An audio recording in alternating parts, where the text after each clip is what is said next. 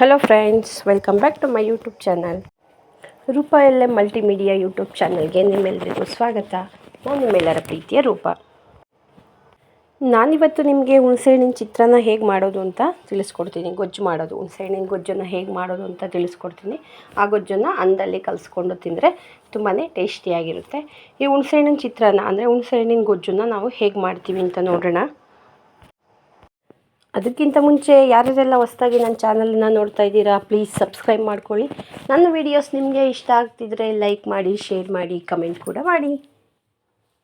ಈ ಹುಣಸೆಹಣ್ಣಿನ ಚಿತ್ರಾನ್ನವನ್ನು ಮಾಡೋದಕ್ಕೆ ಬೇಕು ನಮಗೆ ಈ ಗೊಜ್ಜು, ಅಂದರೆ ಹುಣಸೆಹಣ್ಣಿನ ಗೊಜ್ಜನ್ನು ನಮಗೆ ಮಾಡೋದಕ್ಕೆ ಬೇಕು. ಒಂದು 10 ಈರುಳ್ಳಿನ ನಾನು ಮುಂಚೆನೇ ಹಚ್ಚಿಟ್ಕೊಂಡಿದ್ದೀನಿ. ನಿಮಗೆ ಜಾಸ್ತಿ ಬೇಕು ಅಂದರೆ ಕನ್ಸಿಸ್ಟೆನ್ಸಿ ನೋಡಿ ತೊಗೊಳ್ಳಿ. ಸೊ ನಾನು ಒಂದು 10 ಈರುಳ್ಳಿನ ಕಟ್ ಮಾಡಿ ಇಟ್ಕೊಂಡಿದ್ದೀನಿ. ಹಾಗೆ ಹಸಿಮೆಣಸಿನ್ಕಾಯಿ ಸ್ವಲ್ಪ ಖಾರ ಇರೋದ್ರಿಂದ ಅದನ್ನು ಕೂಡ ಒಂದು 10ರಿಂದ 12 ಹಸಿಮೆಣಸಿನ್ಕಾಯಿನ ಉದ್ದುದ್ದಕ್ಕೆ ಹಚ್ಕೊಳ್ಳಿ. ಈರುಳ್ಳಿನೂ ಸಹ ಉದ್ದುದ್ದಕ್ಕೆ ಹಚ್ಕೊಳ್ಳಿ. ಇಲ್ಲ ನಮಗೆ ಚಿಕ್ಕದಾಗೆ ಇದ್ದರೆ ಇಷ್ಟ ಆಗುತ್ತೆ ಅಂದರೆ ಆ ಥರನೂ ಕೂಡ ಮಾಡ್ಕೋಬಹುದು. ಸೊ ನಾನು ಈರುಳ್ಳಿನ ಉದ್ದುದ್ದಕ್ಕೆ ಹಚ್ಕೊಂಡಿದ್ದೀನಿ. ಹಾಗೆ ಹಸಿಮೆಣಸಿನ್ಕಾಯಿ ಕೂಡ ಉದ್ದುದ್ದಕ್ಕೆ ಒಂದು 10ರಿಂದ 12 ತೊಗೊಂಡಿದ್ದೀನಿ. ಹಾಗೆ ರುಚಿಗೆ ಉಪ್ಪನ್ನು ತೊಗೊಂಡಿದ್ದೀನಿ. ಎಷ್ಟು ಬೇಕೋ ಅಷ್ಟು ಉಪ್ಪನ್ನು ತೊಗೊಳ್ಳಿ. ನಾನು ಜಾಸ್ತಿನೇ ತೋರಿಸಿದ್ದೀನಿ, ಎಷ್ಟು ಬೇಕು ಅಷ್ಟೇ ಹಾಕೋದು. ಸೊ ಉಪ್ಪನ್ನು ತೊಗೊಳ್ಳಿ. ಹಾಗೆ ನೆನೆಸಿಟ್ಟಿರುವಂತಹ ಹುಣಸೆಹಣ್ಣು, ನಿಮಗೆ ಸ್ವಲ್ಪ ಜಾಸ್ತಿ ಬೇಕಂದರೆ ಒಂದು ಇಡೀ ಹುಣಸೆಹಣ್ಣನ್ನು ತೊಗೋಬೇಕಾಗುತ್ತೆ. ಸ್ವಲ್ಪ ಕಡಿಮೆನೇ ಅಂತಂದರೆ ಸ್ವಲ್ಪ ಹುಣಸೆಹಣ್ಣನ್ನು ತೊಗೊಳ್ಳಿ. ಅಂದರೆ ಸ್ವಲ್ಪ ಹುಳಿ ಆಗಿದ್ದರೆ ಚೆನ್ನಾಗಿರುತ್ತೆ.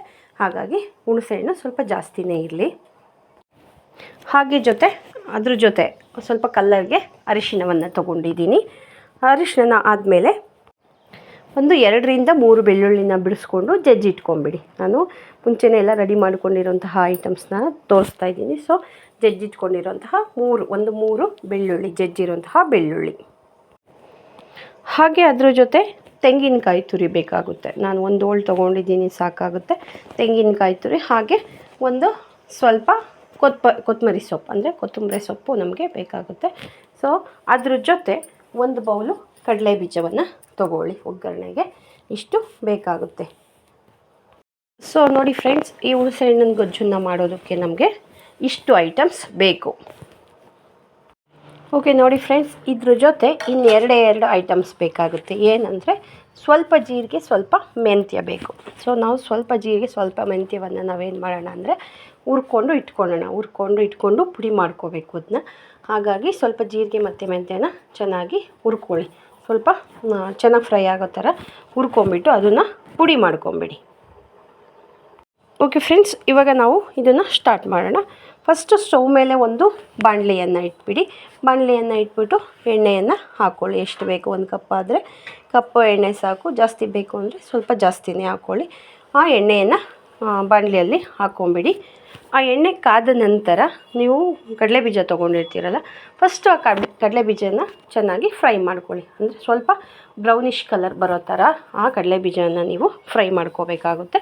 ನೋಡಿ, ನಾನು ನೀಟಾಗಿ ಫ್ರೈ ಮಾಡ್ಕೊತಾ ಇದ್ದೀನಿ. ಕಡಲೆಬೀಜ ಚೆನ್ನಾಗಿ ಫ್ರೈ ಆಗಿದ್ದರೆ ಆ ಗೊಜ್ಜಲ್ಲಿ, ಅಂದರೆ ಚಿತ್ರಾನ್ನದಲ್ಲಿ ಸಿಕ್ತಿದ್ರೆ ಒಳ್ಳೆ ಟೇಸ್ಟಿಯಾಗಿರುತ್ತೆ. ಕ್ರಿಸ್ಪಿ ಆಗಿರಬೇಕು ಕಡಲೆಬೀಜ. ಹಾಗಾಗಿ ಅದನ್ನು ಚೆನ್ನಾಗಿ ಫ್ರೈ ಮಾಡಿಕೊಂಡು ಅದನ್ನು ಒಂದು ಬೌಲ್ ಅಥವಾ ಒಂದೇನಾದ್ರು ಸ್ಟೀಲ್ ಬಾಟ್ಲಲ್ಲಿ ಯಾವುದ್ರಲ್ಲೂ ತೆಗ್ದಿಟ್ಕೊಂಬಿಡಿ. ಒಂದು ಪ್ಲೇಟಲ್ಲೋ ಬೌಲಲ್ಲೋ ಯಾವುದ್ರಲ್ಲಾದರೂ ಕಡಲೆಬೀಜನ ಫಸ್ಟು ತೆಗ್ದಿಟ್ಕೊಬಿಡಿ. ಓಕೆ, ಈಗ ಅದೇ ಎಣ್ಣೆಯಲ್ಲಿ ಸ್ವಲ್ಪ ಸಾಸಿವೆಯನ್ನು ಹಾಕೋಣ. ಯಾಕಂದರೆ ಮುಂಚೆನೇ ಎಣ್ಣೆ ಕಾದಿರುತ್ತೆ. ಫಸ್ಟು ಸ್ವಲ್ಪ ಸಾಸಿವೆಯನ್ನು ಹಾಕಿ, ಆ ಸಾಸಿವೆ ಸಿಡಿದ ನಂತರ ಒಂದು 10ರಿಂದ 20 ಎಸಳು ಕರಿಬೇವಿನ ಸೊಪ್ಪನ್ನು ಹಾಕಬೇಕು. ಅದು ಕರಿಬೇವಿನ ಸೊಪ್ಪನ್ನು ಹಾಕಿ ಅವೆರಡು ಚೆನ್ನಾಗಿ ಸಿಡಿದ ಮೇಲೆ, ಅಂದರೆ ಫ್ರೈ ಆದಮೇಲೆ ಅದ್ರ ಜೊತೆ ನಾವು ಮುಂಚೆನೇ ಕುಟ್ಟಿಟ್ಕೊಂಡಿರ್ತೀವಲ್ಲ ಬೆಳ್ಳುಳ್ಳಿ, ಆ ಬೆಳ್ಳುಳ್ಳಿಯನ್ನು ಹಾಕಿ ಚೆನ್ನಾಗಿ ಫ್ರೈ ಮಾಡಿ. ಆ ಬೆಳ್ಳುಳ್ಳಿ ಸ್ವಲ್ಪ ಬ್ರೌನ್ ಕಲರ್ ಬರಬೇಕು. ಹಾಗೆ ಆವಾಗಲೇ ಟೇಸ್ಟು ಚೆನ್ನಾಗಿರೋದು. ಹಾಗಾಗಿ ಬೆಳ್ಳುಳ್ಳಿಯನ್ನು ಹಾಕಿ ಚೆನ್ನಾಗಿ ಫ್ರೈ ಮಾಡಿಬಿಡಿ. ಓಕೆ, ಈಗ ಬೆಳ್ಳುಳ್ಳಿಯನ್ನು ಹಾಕಿದ್ದಾಯಿತು. ಇದ್ರ ಜೊತೆ ಏನು ಮಾಡೋಣ ಅಂದರೆ ನಾವು ಈರುಳ್ಳಿ ಮತ್ತು ಹಸಿಮೆಣಸಿನ್ಕಾಯಿನ ಮುಂಚೆನೇ ಹಚ್ಚಿಟ್ಕೊಂಡಿರ್ತೀವಲ್ಲ, ಅಂದರೆ ಕಟ್ ಮಾಡಿ ಇಟ್ಕೊಂಡಿರ್ತೀವಲ್ಲ ಉದ್ದುದಕ್ಕೆ, ಅದನ್ನು ಹಾಕಿ ಚೆನ್ನಾಗಿ ಫ್ರೈ ಮಾಡ್ಕೊಂಬಿಡಿ. ಫ್ರೈ ಮಾಡಿಕೊಂಡಾಗ ಏನಾಗುತ್ತೆ, ಅದು ಸ್ವಲ್ಪ ಬ್ರೌನಿಷ್ ಕಲರ್ ಬರಬೇಕು ಈರುಳ್ಳಿ. ಓಕೆ ಫ್ರೆಂಡ್ಸ್, ಈಗ ಈರುಳ್ಳಿನ ಫ್ರೈ ಮಾಡಬೇಕಾದ್ರೆ ನೀವು ಉಪ್ಪನ್ನು ಹಾಕ್ಕೊಂಬಿಡಿ.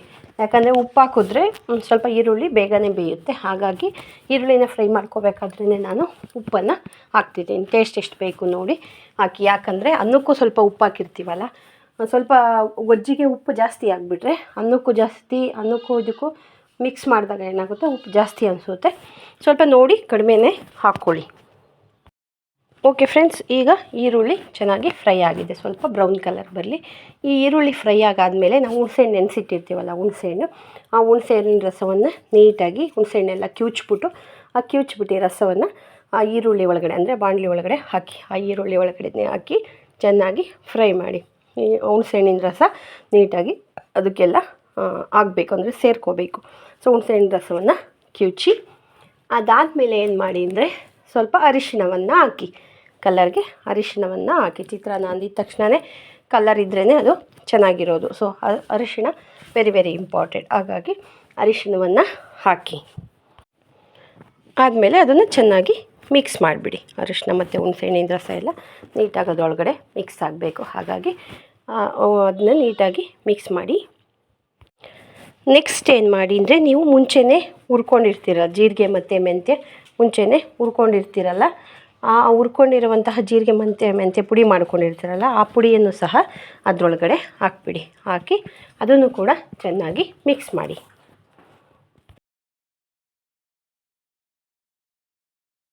ಓಕೆ ಫ್ರೆಂಡ್ಸ್, ಈಗ ನಾವು ತೆಂಗಿನಕಾಯಿ ತುರಿ ಮತ್ತು ಕೊತ್ತಂಬರಿ ಸೊಪ್ಪನ್ನು ಅದಕ್ಕೆ ಹಾಕ್ತಾಯಿದ್ದೀವಿ. ಸೊ ಎಲ್ಲ ಹಾಕಿದ್ದಾಯಿತು.